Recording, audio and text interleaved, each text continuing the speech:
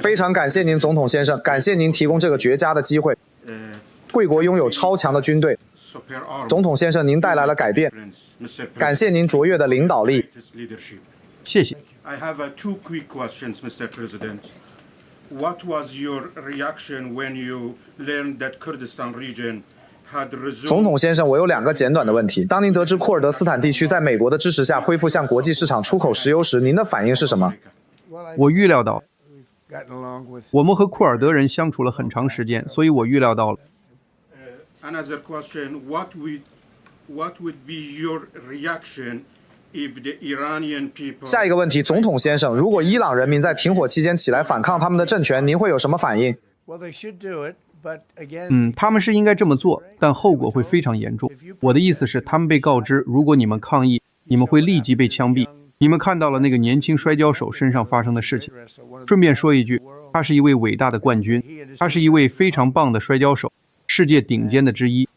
他和他的2个朋友被绞死，他们所做的只是说了几句关于自由的话，他们想要自由，结果被残忍的处决了。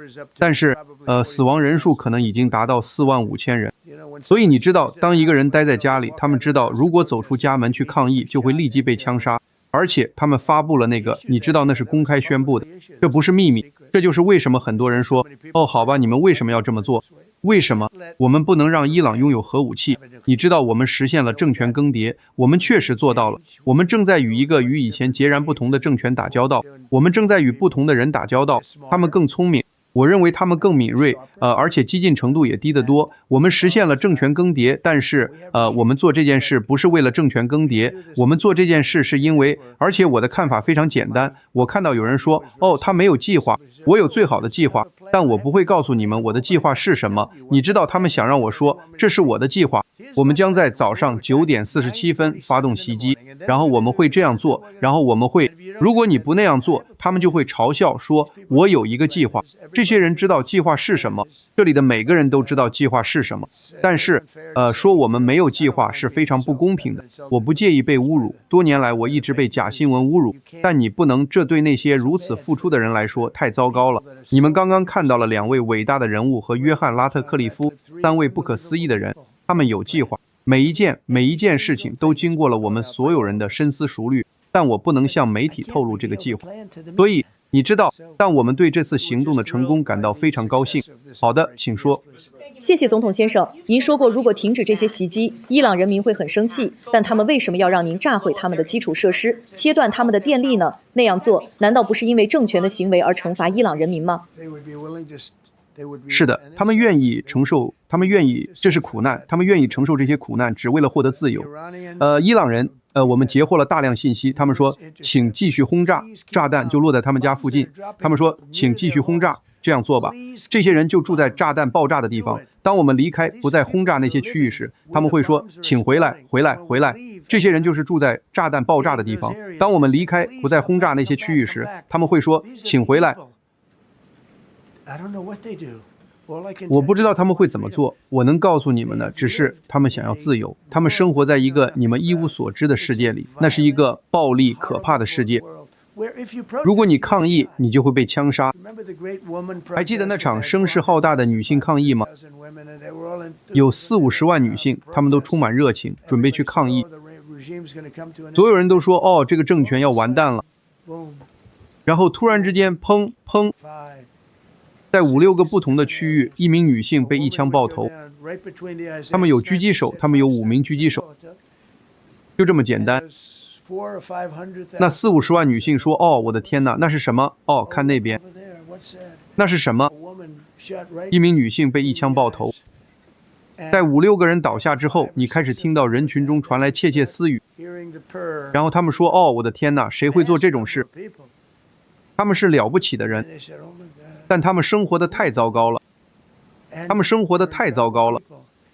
你们知道，如果回到大约25年前，伊朗曾是一个伟大的国家。波斯人，他们令人难以置信，聪明。实际上，他们非常杰出。我认识很多人，我知道我最初来自纽约，我认识很多来自伊朗的人。他们是了不起的人，拥有惊人的活力，而且非常非常杰出的人。但是当你站在人群中抗议，而且你有一名女性，就拿那名女性来说，还记得那场声势浩大的女性游行吗？所有人都说，哦，这是这个国家的末日了。然后狙击手有选择的射击，每一个都被远距离一枪爆头。他们在高楼顶上，没有人知道他们在哪里，他们从哪里来。这不像机关枪，虽然机关枪也很糟糕，他们也做过那种事。他们最近就做了，这是狙击手坐在高楼顶上，瞄准并射击女性。当他们看到人们倒下，突然之间人群就反方向骚动起来，然后他们再也没有出来。很多媒体新闻不谈论这些，他们谈论女性的权利，你们想看到女性的权利吗？你们在那里是看不到的。当我看到一些愚蠢的人，比如你们知道的 AOC 和他的4人帮，所有那些人，他们谈论伊朗的自由，他们没有告诉你们真实的事实。女性、男性、同性恋，伊朗的同性恋呢？他们杀害同性恋，他们把他们从楼上扔下去。所以我想知道到底发生了什么。我只能说，他们希望我们继续轰炸，即使这会危及，因为他们的生命处于更大的危险之中。他们想要伊朗的自由，但他们很难去抗议。我实际上告诉他们，我说不要出去。我完全理解，这个房间里没有人会出去。我认为没有人会，因为坦率地说，这不是勇敢的问题，我们都勇敢，对吧？你勇敢，我勇敢，我们都勇敢，但我们也聪明。如果有人向你射击，用他能得到的最好的步枪，每次都精准地击中你的眉心，而你看看这边又看看那边，你就会赶紧离开那里。我不在乎是谁，请吧。马克·梅雷迪斯，福克斯新闻。马克，我知道，怎么会不知道？干得好。我们可以回到周末的话题吗？首先，是不是所有人都支持这次行动，还是说有人试图劝您不要在这个周末执行这次行动？并不是所有人都支持，有一些非常专业的军方人士，他们倾向于不这样做，而这2个人完全同意，这非常重要。如果他们不同意，我就会有点困难。但是，有一些军方人士说，你就是不能这样做，你不能深入一个非常强大的军事核心。你们知道这是你们有各种各样的国家，有些国家的军事实力不是他们的强项，整个地方都军事化了，前所未有，一半的人都穿着制服。我们有军方内部的人通常不会这样做，这就是其中一个原因。我很惊讶，有人说这是唯一的一次这样做。我说那不可能，但这是可能的，因为你将沿着这条路遇到几十万士兵。我的意思是，看看有些直升机他们是怎么被击中的。所以是的，军方内部有人说这是不明智的。别忘了，你们这次行动总共派出了多少人？大概。总统先生，我希望把这个数字保密。但是我会告诉你们这个数字，我会把具体数字保密，但那是几百人，这很不错。他确实个核心人物，但是有几百人参与了这次行动，几百人可能会丧命，别提那些装备了，很多装备没人关心，几百人可能会丧命。所以我们军方内部有人说，这不是一个明智的决定。我理解这一点，但我还是决定要去做。有没有那么一个时刻，你们觉得风险太大了，而且有人在说，也许我们现在终止这个行动，等等看。考虑到资源，就像那位将军说的，这里面牵扯的风险太大了。你当时肯定在想，这可能会彻底改变接下来的3年。第一次行动在很多方面都和第2次一样危险。我想是因为我们在白天飞行，你知道的，我们在夜间是世界上最棒的，我们有别人没有的夜视镜，我们有夜视镜。我试过它们简直难以置信。我戴着夜视镜，在夜间看的比白天不戴夜视镜看的还要清楚。我的意思是，像今天这样的日子，天气很好，你戴着夜视镜也看得一样清楚。在很多方面，它甚至增强了视力，所以我们拥有世界上最好的。因此，对我们来说，在夜间执行任务要安全得多。而其他国家没有这种能力，他们没有那种设备，他们没有我们拥有的那种特殊设备。但是当我被告知在白天飞行时，我想我们飞越伊朗上空7个小时，那是一段很长的时间。飞越的是一个极其敌对的区域，那里除了武器之外什么都没有。我们摧毁了他们的防空系统，这很棒。我们摧毁了他们的雷达，这很棒。我们摧毁了很多，但他们仍然有。你知道击中这次的是一枚肩扛式手持的肩扛式导弹，一枚热追踪导弹，所以这不像你知道的，他们完全是随便什么。但是他们可能有点运气，因为你总得有点运气。但他们发射了它正好被吸进了发动机，但这些家伙都安全撤离了，他们很棒。他们的时机把握得很好，但是不，我被告知这是一次非常危险的任务。我理解他们没有说这是一次愚蠢的任务，他们说我们将会为此牺牲数百人。这是我的意思是，有加油机飞越这个区域，这样他们就可以，飞行时间太长了，他们不得不进行空中加油。这是一次非常危险的任务。我只是觉得它值得。如果你告诉我们会成功，两方面都成功，而且没有人受重伤，我当时会说那是不可能的。是的，请。总统先生，非常感谢。我们稍后会回到您这里。鉴于您现在正在与一个您所说的更理智、更不那么极端的伊朗领导层打交道，这对冲突发生后该国的抗议者和人权运动意味着什么？您的预期是什么？我认为是积极的。是的，如果他们掌控了局面，如果我们采取行动，他们掌控了局面，我认为这是非常积极的，是迈出了一大步。我认为您不会再看到过去那种激进化了。看看发生了什么。我的意思是，他们说妇女因为衣着不当而被处决，他们衣着不当，然后他们就被处决了。他们就在街上被枪毙。不，您面对的是一群截然不同的人。现在我不是说我们正在和他们打交道。基本上他们还有到明天晚上8点东部时间为止的时间，但我们正在和他们打交道，我认为进展顺利。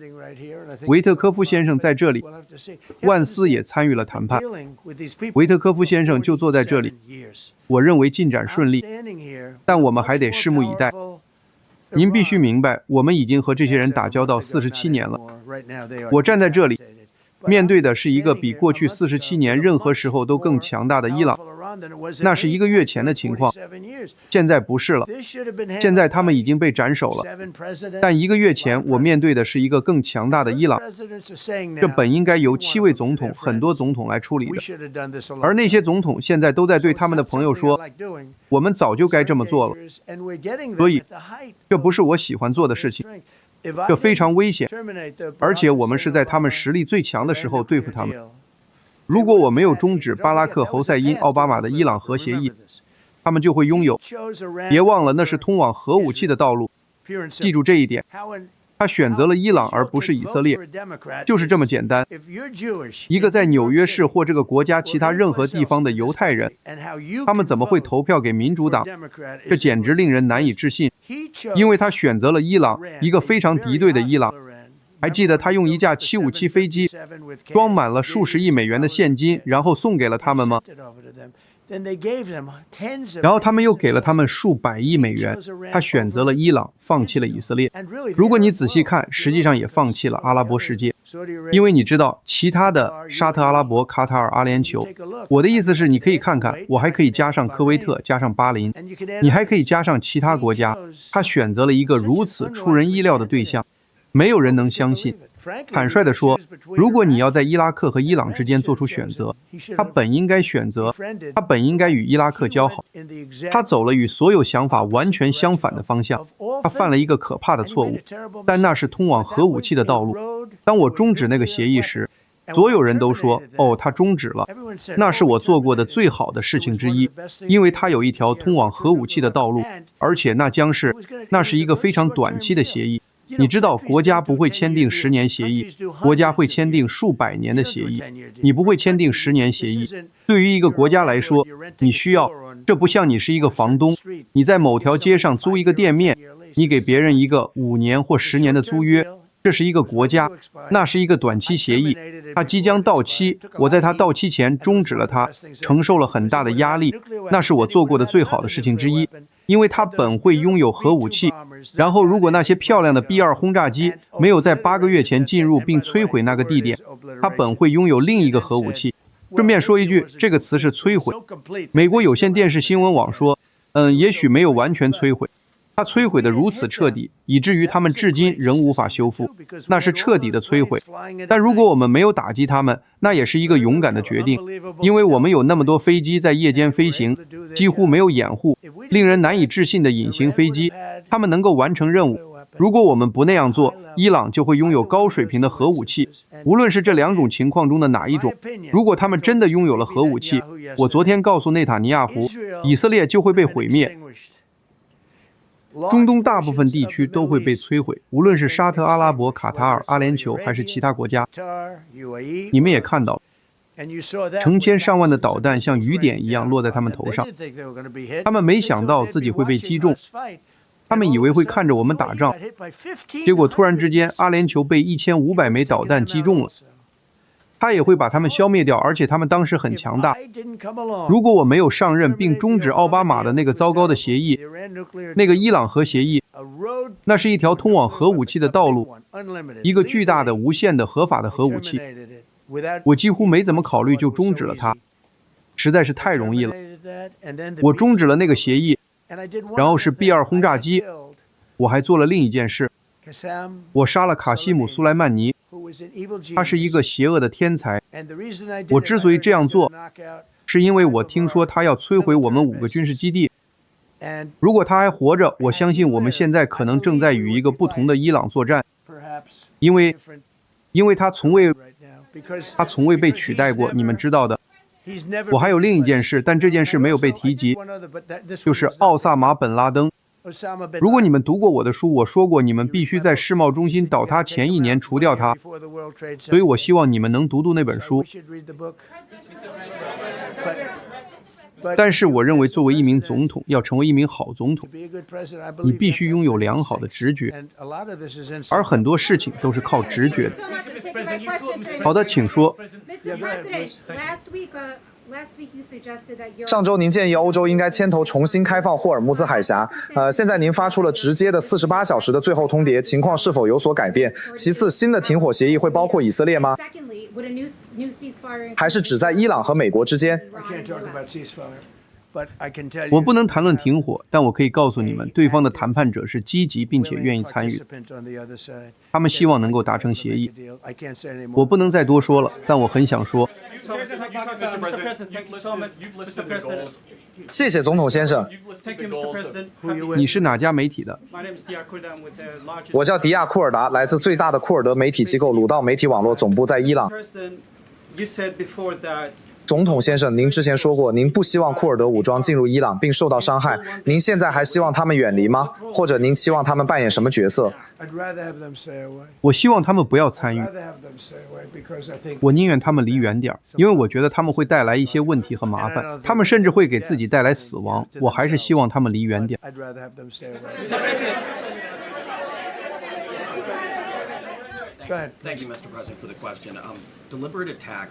谢谢总统先生。蓄意袭击民用基础设施违反了日内瓦公约和国际法。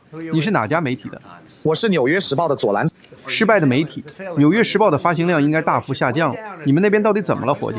您是否担心您威胁轰炸发电厂和桥梁的行为构成战争罪？不，完全不担心。我希望我不需要这么做。但再说一次，我刚才说了，47年来他们一直在和这些人谈判，他们是很棒的谈判者。为什么不会违反国际法呢？因为他们不会拥有核武器的。如果有一天有人接替我的位置，而这个人软弱无能，这很可能会发生，因为我们有过很多软弱无能、害怕伊朗的总统。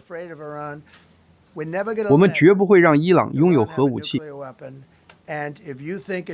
如果你认为那些思想病态、强硬、聪明、真正病态的，从意识形态上，你知道的，从政策角度，从任何你想要说的角度来看，这些都是精神有问题的人。如果你认为我会允许他们这些强大而富有的人拥有核武器，你可以告诉你在《纽约时报》的朋友们，这绝不会发生。即使这意味着违反国际法吗？安静，安静，安静。你们《纽约时报》已经没有公信力了。《纽约时报》曾说，哦，川普不会赢得选举的，结果我却以压倒性优势获胜，我赢得了每一个摇摆州。《纽约时报》曾说，哦，川普不会赢得选举的，《纽约时报》没有公信力。他们仅存的公信力就是过去他们曾刊登过正确的新闻，曾经是一个伟大的老太太，她曾经很棒，但他们现在是在吃老本。你们不能再这样下去了，你们必须能够提供正确的新闻。而像你这样的人，我知道是假新闻，你是假新闻，请继续。总统先生，您在战争问题上的表态已经从战争即将结束变成了我们要把伊朗炸回石器时代。我们听到了各种各样的信息，那么到底是哪一种呢？您是要结束这场战争吗？我不能告诉你，我不能告诉你，我不知道，我不能告诉你。这取决于他们怎么做，这是一个关键时期，他们有一个期限，直到明天早上8点，我给了他们延期。他们要求延长7天，对吧？我说史蒂夫，给他们10天，10天实际上今天就到了，所以我想我间接的多给了他们1天，总共11天。我觉得复活节后的第2天不合适，我想做一个好人。他们还有直到明天的时间。现在我们看看会发生什么。我可以告诉你，我们认为他们正在真诚的谈判，我们会查清楚的。我们正在得到一些非常棒的国家的帮助，他们希望这件事结束，因为它也影响到他们，很多人都受到了影响。但是我们给了他们，我们给了他们直到明天东部时间8点的时间，在那之后他们将没有桥梁，他们将没有发电厂。石器时代，没错，石器时代。CNN 假新闻，是的。您是否愿意达成一项不包括重新开放霍尔木兹海峡的协议，还是说现在这已经是首要任务了？我会说这是一个非常重要的优先事项，因为，你们看，这跟其他事情有点不一样。我们可以把他们炸得稀巴烂，我们可以把他们彻底打垮，但是要关闭海峡，你只需要一个恐怖分子，他不知怎么的用一辆卡车装满了。因为你可以用卡车，大型卡车运载水雷，把它们扔到水里，然后你告诉那些拥有价值10亿美元船只的人，别担心水雷，你甚至只需要说一句，我们把水雷放进水里了，就能做到这一点。所以这不像其他事情，我们可以摧毁他们的军队，我们已经做到了。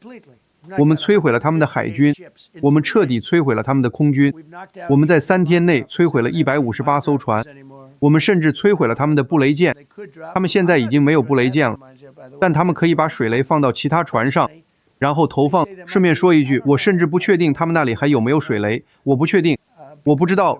就我个人而言，他们说这里可能有8个，我不知道，我觉得可能1个都没有，因为他们非常会吹牛。这就是为什么47年来，他们一直在忽悠其他总统，而且他们没有把事情做好，而且人们生活在地狱里。你生活在那个国家，他们生活在地狱里。不，我认为，这种事情47年已经够久了。他们现在处于有史以来最虚弱的时候。他们没有海军，没有空军，没有防空武器，没有雷达，他们没有通讯。事实上，我们在谈判中最大的问题是他们无法沟通。我对史蒂夫说，他们说什么？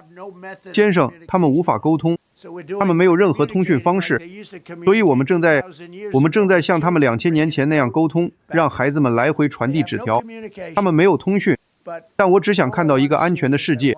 而如果伊朗得逞，你不会有一个安全的世界，以色列将不复存在，中东将不复存在，然后他们就会来对付欧洲。我必须告诉你们，我对北约非常失望，非常失望。我觉得这是北约的一个污点，永远不会消失。在我看来，永远不会消失。你们知道，他们星期3要来见我，他们会说，哦，我们会做这个，我们会做那个。现在他们突然想送东西了，你们懂的。但他们一开始就说得很清楚。当我跟英国谈的时候，我本以为他们会是第一个，因为他们是最老的盟友。我说是啊，我很乐意得到一点帮助。他们说不，先生，我们宁愿等到你赢了再说。我说我们赢了之后就不需要帮助了。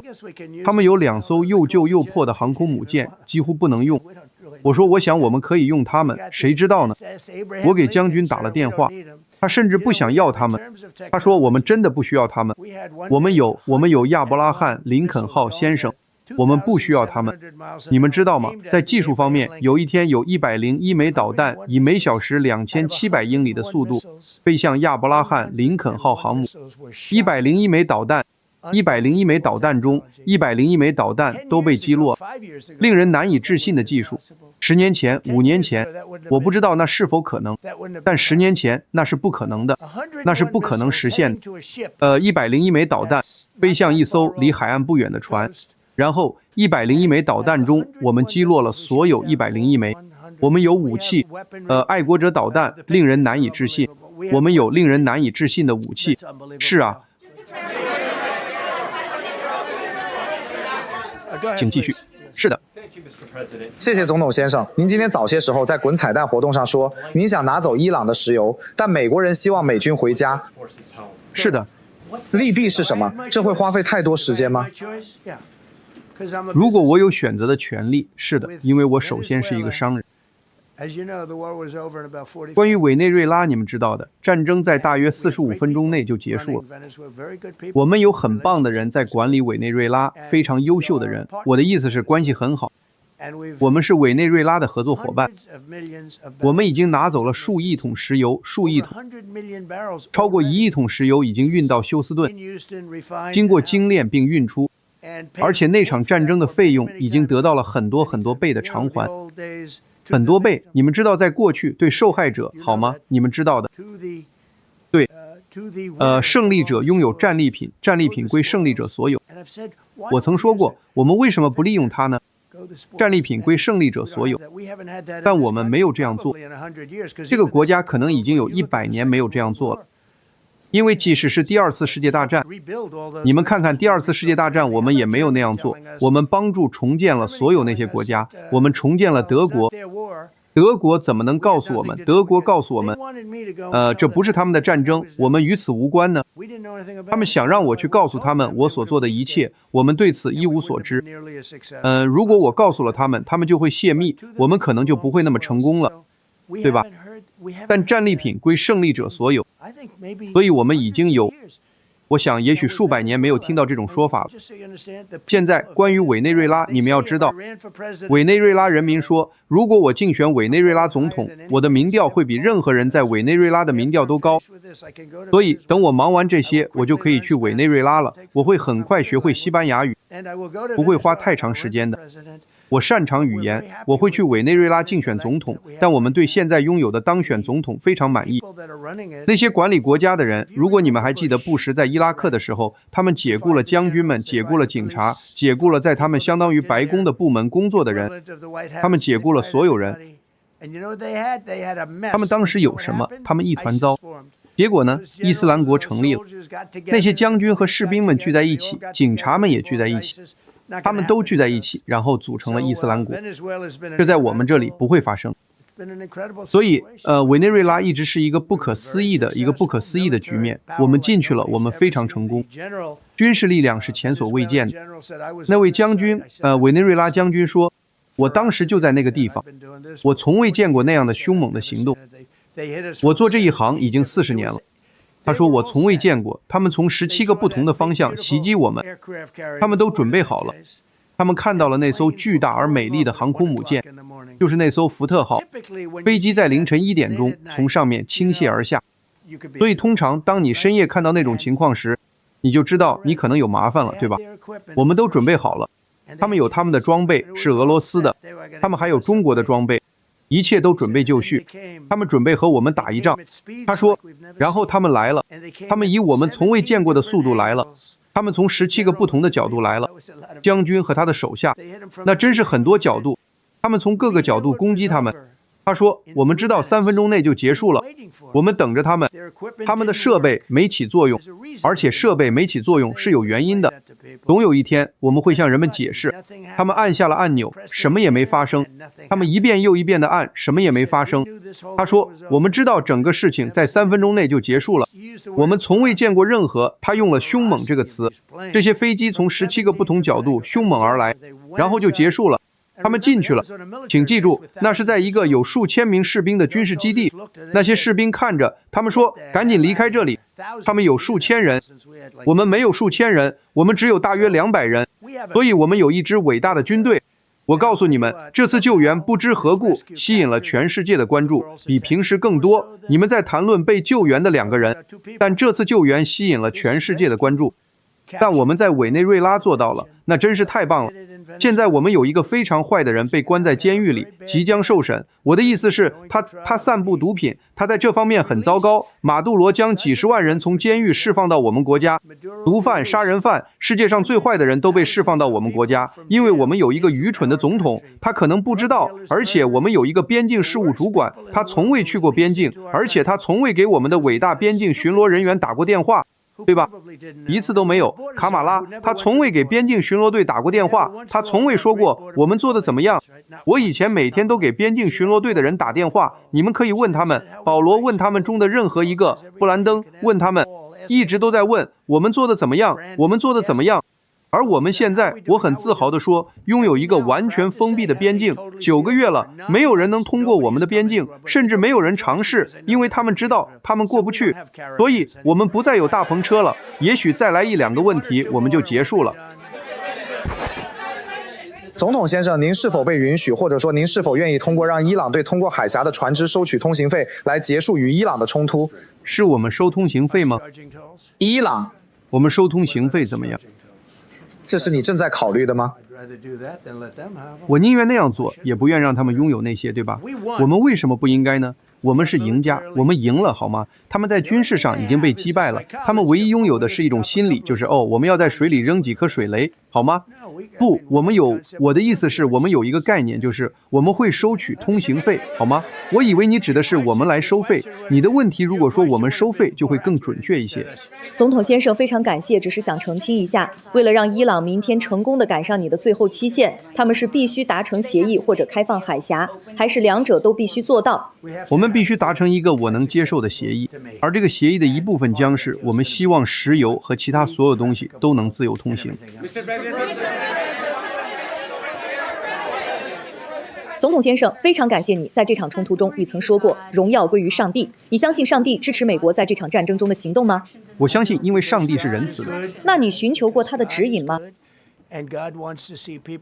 因为上帝是仁慈的，上帝希望看到人们得到照顾，上帝不喜欢正在发生的一切，我也不喜欢正在发生的一切。每个人都说我喜欢，我可不喜欢这个，我一点儿也不喜欢，这2个人也不喜欢。你们知道，人们说天哪，他们真是他们不希望，他们不喜欢，我也不喜欢看到人们被杀。我结束了8场战争，从来没有人做到过。获得诺贝尔奖的那个人来找我说，你才应该获得诺贝尔奖。他宣布了这一点。当他们宣布时，他们说奖项颁给了玛利亚，她是一个很棒的人，一个真正的好人。他说不，这太荒谬的，他们把诺贝尔奖给了我。川普总统结束了8场战争，我可以一一列举，包括印度和巴基斯坦。巴基斯坦总理说，川普总统拯救了3000万到5000万人的生命，这比我们现在正在做的事情让我高兴得多，这让我高兴得多。顺便说一句，我们还有1场战争要结束。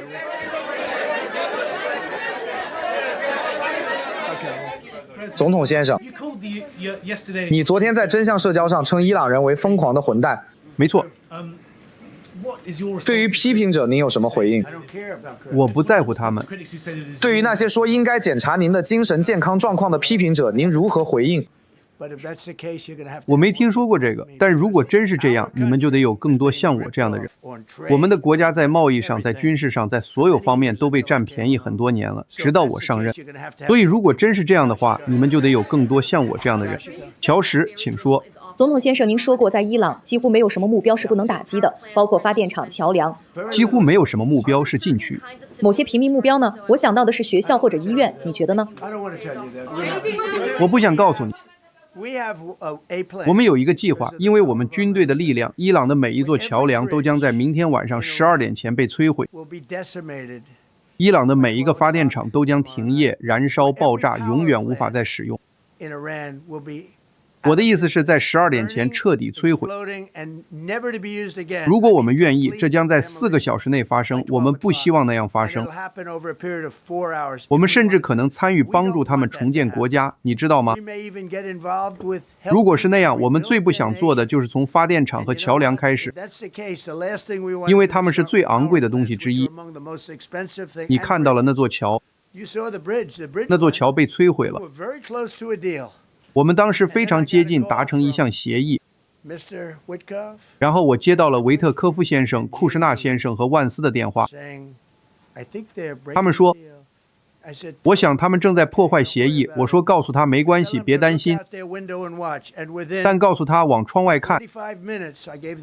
在45分钟内，我下令摧毁了最大的那座桥。我下令摧毁了，我相信是中东地区最大的桥，但肯定是伊朗最大的桥。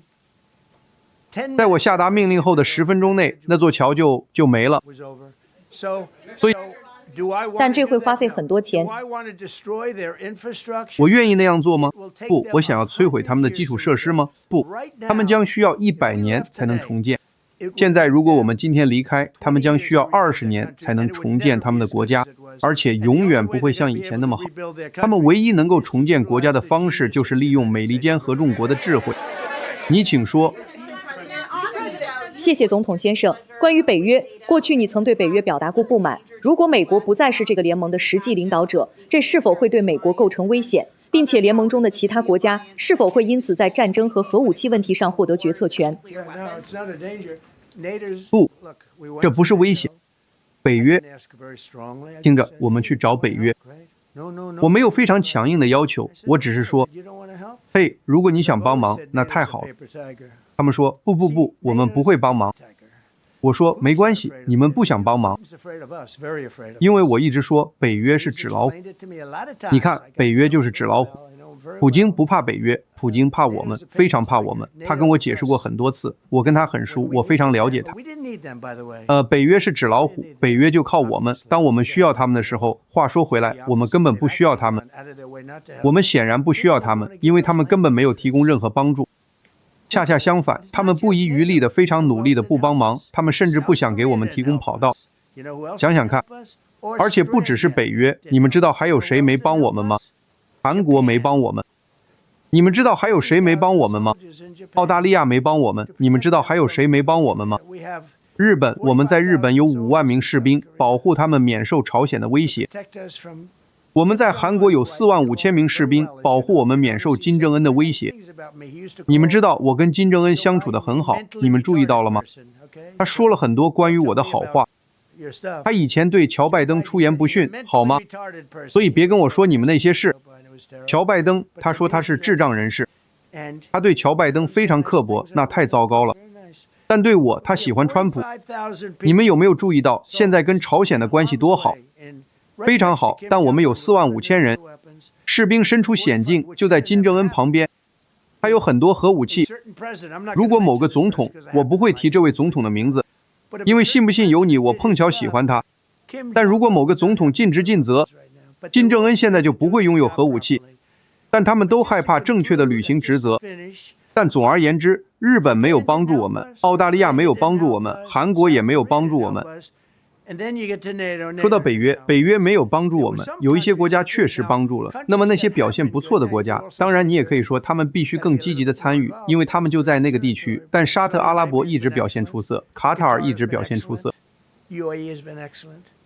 阿联酋一直表现出色，巴林、科威特，我的意思是科威特确实击落了我们3架飞机。我们真正损失的飞机，他们称之为友军火力，我称之为非友军火力。不幸的是，他们不知道如何使用我们出色的爱国者导弹。飞行员说，什么导弹朝我们飞过来了？爱国者轰，他们逃出来了，因为他们知道爱国者导弹从不失手，所以他们有很棒的爱国者导弹，有飞机朝他们的方向飞去。不幸的是，他们决定击落那些飞机，那些是我们的飞机。所以你知道北约是纸老虎。现在北约秘书长周3要来见我，你们知道的，他是个很棒的人，秘书长很棒。马可吕特，他是个很棒的人，但他有而且你知道，如果你们想知道真相，这一切都始于格陵兰岛。我们想要格陵兰岛，他们不想给我们，然后我对他们说再见了。好的，非常感谢大家，谢谢。